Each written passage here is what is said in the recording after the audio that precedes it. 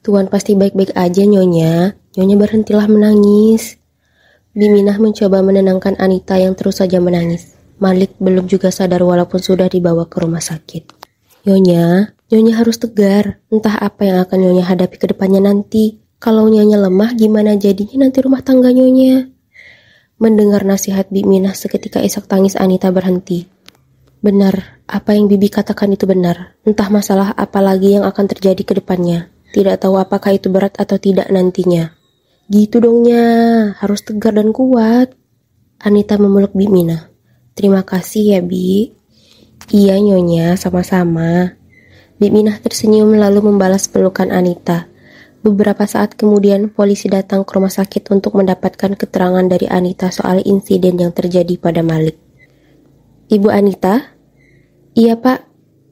Mari ikut kami sebentar, ajak beberapa polisi itu. Sebentar ya, Bi. Biminah menganggukkan kepalanya.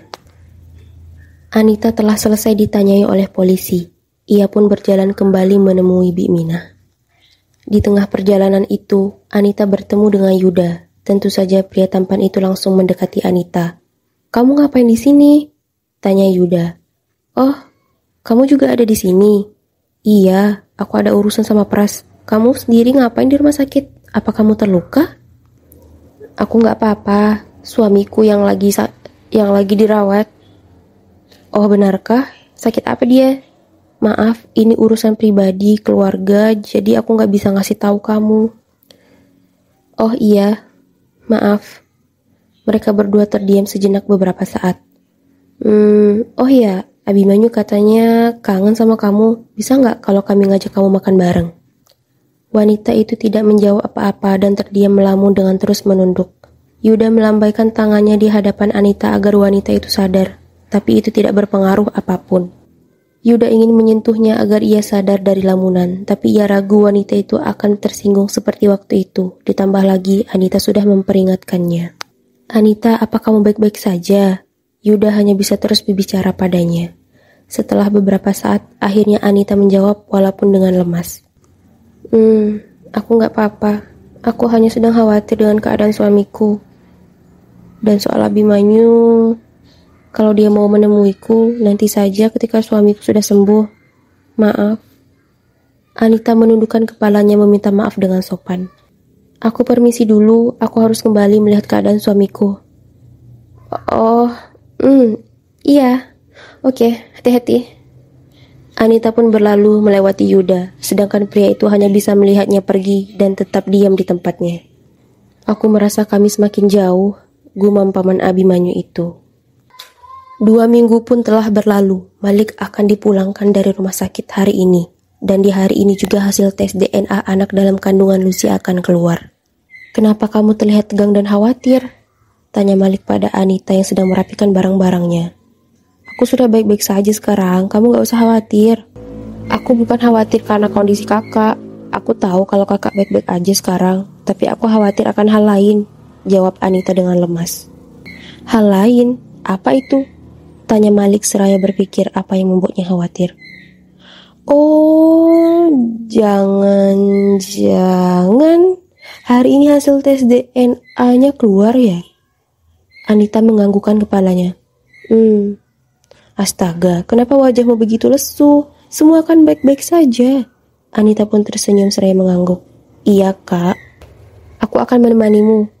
Aku rasa aku sendiri aja, Kak. Entah apa yang akan dilakukan wanita itu nanti kalau ketemu kakak. Kamu ada benarnya. Bisa-bisa dia akan menjadi gila. Apalagi dia sudah aku putuskan.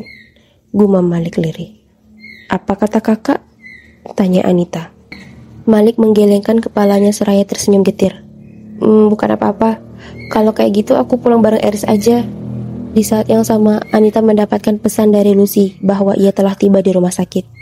Iya kak, kalau gitu aku pergi dulu. Lucy udah sampai. Aku juga mau nelpon Eris dulu. Anita beranjak dari sana dan menuju ruangan dokter Karin.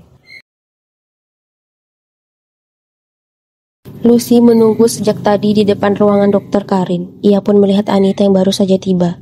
Apa kamu sudah menyerah? Makanya datang telat. Cetus Lucy. Aku menyerah. Kamu yang seharusnya menyerah. Karena aku benar dan kamu salah. Kenapa kamu sangat percaya diri? Anita tidak menjawab lagi dan langsung melengos masuk ke dalam ruangan, lalu disusul oleh Lucy. Setelah mereka masuk dan sedikit berbasa-basi dengan Dr. Karin pun menyerahkan hasil tes DNA itu. Apa? Pekik Lucy setelah melihat hasil tes DNA itu. Aku benar bukan? Hasil tes DNA ini sudah jelas membuktikan bahwa suamiku Malik bukan ayah biologis anak yang ada di dalam kandunganmu. Dr. Karin tidak terlalu terkejut karena sejak awal dia sudah merasa ada yang aneh dari mereka.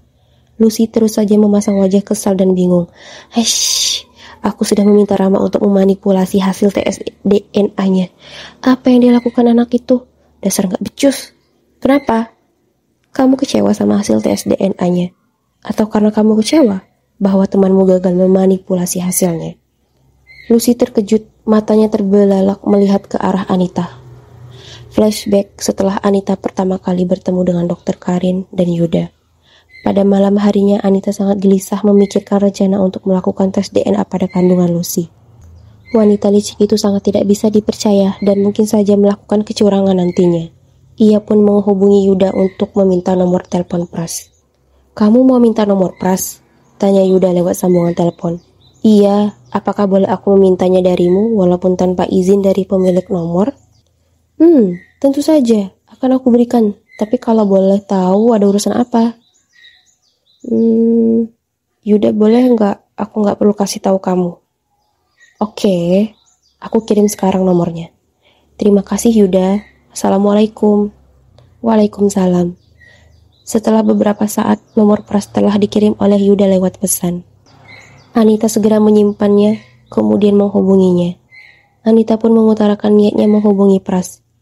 Ia ingin agar Pras bisa bekerja sama dengannya soal tes DNA itu. Pak Pras tenang aja, pasti bakalan aku bayar lebih. Dan juga tolong jangan kasih tahu Yuda, pinta Anita. Oh tidak, kamu tidak perlu bayar lebih. Ini sudah menjadi tanggung jawab kami agar semua hasilnya aman. Kalau misalnya terjadi hal seperti itu bakalan mencoreng nama baik rumah sakitku. Iya Pak, terima kasih banyak atas bantuannya. Dan tolong kalau ada yang mencoba menukar hasilnya, buatlah dia seolah-olah berhasil. Baiklah, dengan senang hati aku akan membantumu. Dan kamu bisa memanggilku dengan namaku saja. Anggap saja aku adalah teman barumu. Baiklah, terima kasih Pras. Panggilan telepon pun berakhir. Baik Yuda dan temannya sama-sama baik. Entah kenapa aku jadi merasa bersalah, gumam Anita. Sehari sebelum hasil tes keluar. Kenapa Lucy memintaku melakukan hal ini? Keluh Rama berjalan dengan enggan seraya membawa kertas hasil tes DNA palsu. Di mana aku bisa menemukan ruangannya? Gumam Rama. Rama mencari ruangan itu dengan hati-hati dan bersikap senatural mungkin. Setelah menemukannya, ia mengendap-endap masuk ke ruangan itu. Di mana hasil labnya? Rama terus mencari dengan hati yang berdegup kencang, khawatir akan ada yang masuk tiba-tiba. Tiba-tiba terdengar suara kotak yang jatuh. Rama tersedak salivanya sendiri karena terkejut. Ia pun terbatuk-batuk cukup keras sampai terdengar di luar ruangan. Salah satu suster yang tengah lewat mendengar itu dan segera masuk. Suster itu hendak menawarkan air minum yang kebetulan ia bawa. Oh, tidak ada orang. Suster itu tidak melihat siapapun begitu ia masuk. Apa aku salah dengar? Gumamnya. Pasti aku salah dengar. Aku juga kurang beristirahat semalam. Sambungnya. Suster itu pun keluar dan kembali melakukan tugasnya. Rama yang bersembunyi di bawah meja kecil yang ada di sana segera keluar dan mengatur nafasnya. Ia terduduk di lantai seraya memegangi dadanya. Oh, jantungku rasanya mau copot. Keluhnya hampir menangis. Kenapa aku menyukai wanita merepotkan itu? Bentaknya. Pikirannya pun menjadi kalut, tubuhnya mulai lemas. Ia tidak pernah melakukan hal-hal seperti itu sebelumnya, walaupun ia bukanlah orang yang jujur. Rama pun perlahan mulai tenang dan pikirannya kembali jernih. Ia akhirnya keluar dari ruangan itu dan meninggalkan rumah sakit. Pras yang sudah dimintai tolong oleh Anita pun sudah mengawasi gerak-gerik Rama dari awal. Pras sungguh merasa kesal karena Rama mencoba melakukan hal buruk itu. Pemilik rumah sakit swasta itu segera menghubungi karyawannya untuk meletakkan kembali hasil lab yang asli dan mengambil yang palsu. Kembali ke masa sekarang. Aku sudah tahu bahwa kamu bukan wanita yang bisa dipercayai, Lucy. Dan juga licik. Tentu saja aku harus berpikir selangkah lebih cerdik dari kamu. Aku tidak akan pernah membiarkan orang yang bersalah untuk menang. Ucapan Anita begitu menusuk dan mempermalukan harga diri Lucy. Tatapan sinis nan tajam seolah-olah sedang berusaha memanah Anita. Aku akan membalasmu. Aku akan mempermalukanmu jauh lebih memalukan dari apa yang kamu lakukan padaku ini. Ancam Lucy sebelum ia meninggalkan Anita dan Dr. Karin. Anita mendekati Dr. Karin begitu Lucy benar-benar sudah jauh. Wanita berhijab itu mempermainkan tangannya karena takut untuk bicara. Kamu tenang saja, Nit. Aku tidak akan memberitahu siapa-siapa soal ini. Dan kamu yang sabar dan tabah ya. Dr. Karin tahu bahwa yang hendak wanita itu katakan dan ia juga menenangkan Anita. Iya dok, terima kasih banyak. Kalau gitu saya permisi dulu. Oh iya sama-sama, hari ini suamimu dipulangkan kan? Iya dok. Oke baiklah. Bersambung.